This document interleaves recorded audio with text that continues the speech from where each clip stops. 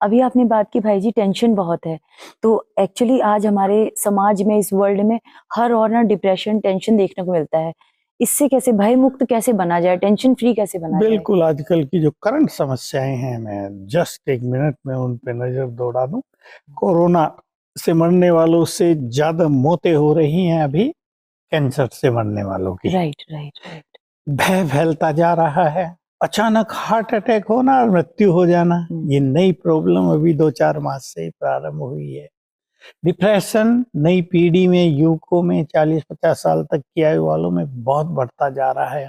Tension का तो युग ही हो गया है, तो सब कुछ निगेटिव हो गया है क्योंकि मनुष्य का मन कमजोर हो गया है।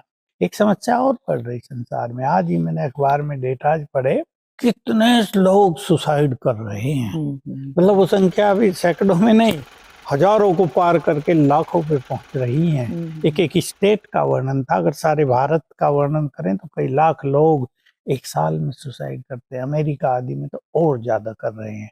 तो इन सब से बचने का तरीका है ईश्वरीय ज्ञान, लाइफ स्टाइल को बदलना, अपने मन को बहुत पावरफुल बनाना, सोचने के तरीके को सुंदर करना है। सोच पे सब कुछ डिपेंड कर रहा है। और मन बुद्धि को जितना डिविनाइज करेंगे, उतना हम इस संसार को इन चीजों से बचा सकेंगे। नहीं तो ये तो खुद खा जाएंगी संसार को। हुँ, हुँ। भाई जी अभी आपने बात की आत्महत्याएँ बहुत बढ़ रही हैं। तो मेरा एक छोटा-सा प्रश्न है कि जब हम जैसे नॉर्मल डेथ होती है और कोई आत्महत्या करता है, तो इन दोनों सोल्स के बीच में क्या डिफरेंस होता है? मतलब एक नॉर्मल डेथ वाली सोल का क्या होता है और आत्महत्या वाली का क्या होता है? नॉर्मल सोल जिसने अच्छे कर्म किए हैं, उसका पुनर्जन्म हो जाता है उसके कर्मों के अनुसार।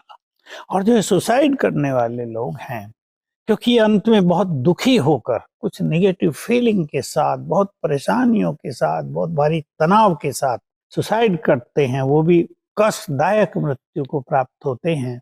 तो जैसी मनुष्य की अंत में मनोस्थिति होती है, वैसी अगले जन्म में होती है। तो प्राय सुसाइड करने वालों को पुनर्जन्म नहीं मिलता। ये अंतरिक्ष में बॉडीलेस सोल्स बनकर, जिसको आम भाषा में भूत प्रेत कहते हैं, वो बन के भटकने लगते हैं, भूखे प्यासे अंधकार में, दुखी अशांत। जो उनकी लास्ट स्थिति थी वही बनी रहती है। तो बहुत बड़ा अंतर है। इसलिए सुसाइड करना महापाप है। और मैं तो कहूँगा इसकी अवेयरनेस सारे संसार को, युवा वर्ग को हो जाए, ताकि वो परेशान होकर किसी बात से ये महापाप न कर डालें। अच्छा भाई जी आपने बताया कि जो आत्माएँ सुसाइड करती हैं वो भटकती रहती हैं। तो क्या ऐसा कोई उपाय है जो इन भटकती आत्माओं को शांत किया जाए, इन्हें मुक्त किया जा सके? ये इसका बहुत सुंदर एक तरीका है। हम सब जो श्रेष्ठ राजयोग के अभ्यासी हैं, वो इन्हें अच्छे वाइब्रेशंस देकर इनके विकर्मों को नष्ट करें, इनके चित्त को शांत करें, क्योंकि ये बहुत अशांत होती हैं। और जहाँ ये होती हैं वहाँ बैड एनर्जी नीचे वालों पर बहुत आती है। किसी को नींद नहीं आएगी, कोई अशांत रहेंगे, किसके घर में लड़ाई झगड़ा होगा, कहीं कहीं ये प्रवेश भी कर लेती हैं।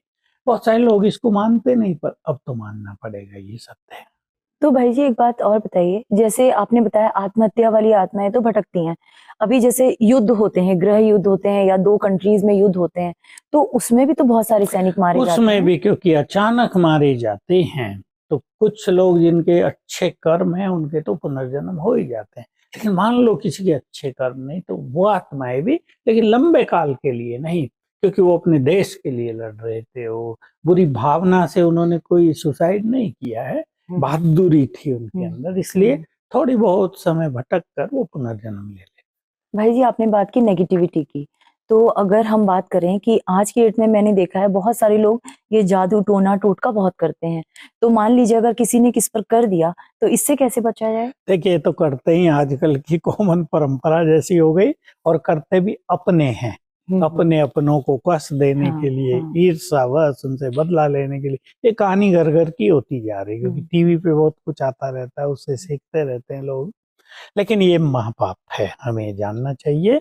दूसरों को कष्ट देने वाले स्वयं अति कष्ट में आने ही वाले हैं। हम बहुत अच्छा अभ्यास करें जो स्पिरिचुअलिटी में हम सिखाते हैं।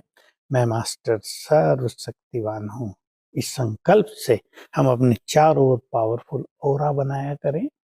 पानी चार्ज करके पिए, अपने घर में पानी चार्ज करके रोज छिड़कें, तो ये आत्माएं हमारी ओर आएंगी नहीं।